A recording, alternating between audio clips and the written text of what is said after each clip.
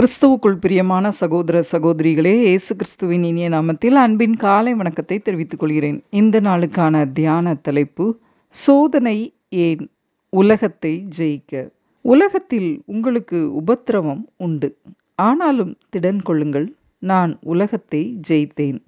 யோவான் 16:33. ஒரு மனிதன் கர்த்தரிடம், ஆண்டவரே, நான் சுமக்கிற இந்த சிலுவை மிகவும் பாரமாயிருக்கிறது, என்னால் இதற்கு மேல் சுமக்க முடியவில்லை என்று வருத்தப்பட்டு கொண்டானாம். அப்பொழுது கர்த்தர், சரி மகனே, என்னோடு வா என்று அந்த மனிதனை அழைத்து கொண்டு போய் சிலுவைகள் நிறைய இருந்த ஒரு அறைக்கு கொண்டு சென்றாராம். உன் சிலுவையை இங்கே வைத்துவிட்டு அங்கு தெரியும் கதவின் வழியாக சென்று உன்னால் தாங்கக்கூடிய அளவு ஒரு சிலுவையை தெரிந்தெடுத்துக்கொள் என்று கூறினாராம். அந்த மனிதனும் தன் சிலுவையை இந்த பக்கத்தில் வைத்துவிட்டு மற்ற கதவின் வழியாக உள்ளே சென்றானாம். அங்கு விதவிதமான சிலுவைகள் இருந்தன. சில பாரமானதாக, சில உயரமானதாக, சில தூக்க முடியாததாக, இப்படி அநேக சிலுவை அங்கே இருந்தது. கடைசியில் தூரத்தில் ஒரு சிறு சிலுவை அவன் கண்ணில் பட்டது.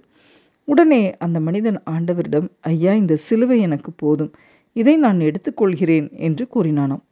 அப்பொழுது ஆண்டவர், மகனே, அந்த சிலுவையை நீ முதலில் கொண்டு வந்த சிலுவைதான் என்று கூறினாராம். ஆம், எனக்கு அன்பானவர்களே, சில வேளைகளில் நாமும் கூட அப்படித்தான் நினைக்கிறோம்.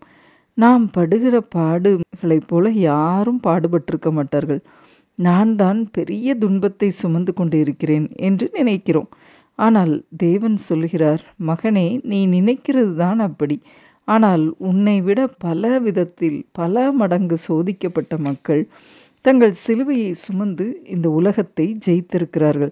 ஆகவே நீ கலங்காதே என்று ஆண்டவர் நம்மை பார்த்து கூறுகிறார். அவர் தமது சீடர்களை நோக்கி, ஒருவன் என்னை பின்பற்றி வர விரும்பினால் தன்னைத்தான் வெறுத்து தன் சிலுவையை எடுத்துக்கொண்டு என்னை பின்பற்ற கடவன் என்று கூறுகிறார். இந்த வசனத்தின்படி இந்த உலகத்தில் இருக்கிற ஒவ்வொருவருக்கும் ஒரு சிலுவை நிச்சயம் உண்டு. ஒருவன் இயேசுவை பின்பற்ற விரும்பினால் சுகபோகமான வாழ்க்கை அல்ல, ஆசீர்வாதங்களை பின்பற்றி அல்ல, தன் சிலுவையை எடுத்துக்கொண்டு அவரை பின்பற்ற வேண்டும் என்பதுதான் வேத வார்த்தை. இந்த உலகத்தில் நமக்கு பாடுகள் உண்டு, ஆனாலும் உலகத்தை ஜெயித்த ஆண்டவரை நாம் பற்றி கொண்டு திடமனதாய் இருப்போம். நாம் சிலுவையை தூக்கி சுமக்கும்போது நம்மோடு கூட நமது ஆண்டவரும் நமக்கு துணையாய் வருகிறார். நமக்காக அன்று பார சிலுவையை சுமந்த தேவன் ஏற்கனவே அவர் எல்லாவற்றையும் சிலுவையில் சுமந்து விட்டபடியால் நமது வேதனைகளை அவர் அறிகிறார்.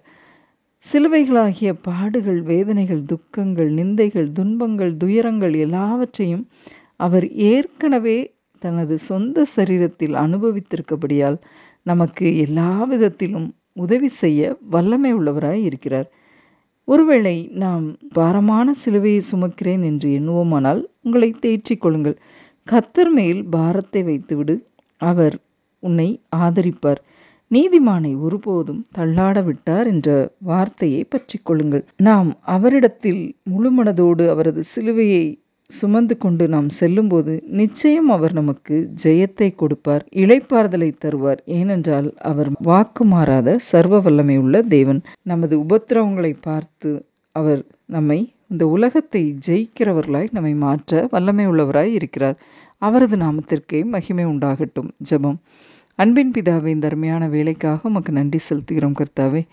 இந்த நாளிலும் அப்பா ஆண்டவரே, இந்த சோதனை ஏன் என்று சொல்லும்போது இந்த உலகத்தை ஜெயிப்பதற்காக ஆண்டவரே நீர் அனுபவித்த சிலுவையை நாங்கள் சுமந்து செல்ல எங்களை அர்ப்பணிக்க கிருபை தாரும் அப்பா. முறுமுறுக்காமல், தர்க்கிக்காமல் ஆண்டவரே உமது சித்த நிறைவேற ஜெயம் பெறுவதற்கு எங்கள் சிலுவையை சுமந்து நாங்கள் வெற்றி பெற எங்களுக்கு கிருபை செய்தருளும். மீட்பர் இயேசு கிறிஸ்துவின் மூலமாய் வேண்டிக் கொள்கிறோம் பரமபிதாவே.